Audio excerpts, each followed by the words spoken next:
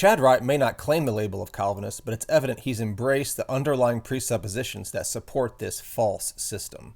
Anytime the scriptures talk about man's ability, they speak of man's inability, all right? They speak of man's total ineptness. Inability and ineptness to do what?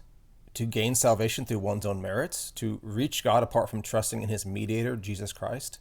That is what man cannot do.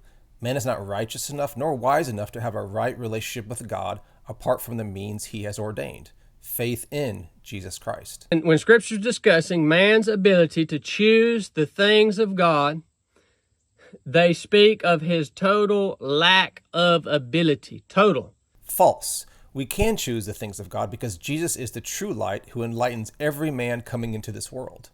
Or will you despise the riches of his goodness, his forbearance, and his long-suffering, not realizing that it is the goodness of God that leads you to repentance?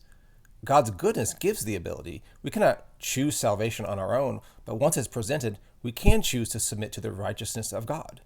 For I am not ashamed of the gospel of Christ, for it is the power of God unto salvation, to the Jew first, and also to the Greek. But a natural man does not accept the things of the Spirit of God, for they are foolishness to him. It says, and he cannot understand them. Why? Because they are spiritually appraised, and we know that man is spiritually dead. This is a distorted reading of 1 Corinthians 2:14, one that has absolutely nothing to do with total inability. Paul is saying that the soulish man, remember both animals and humans are called living souls, does not receive the things of the breath of God.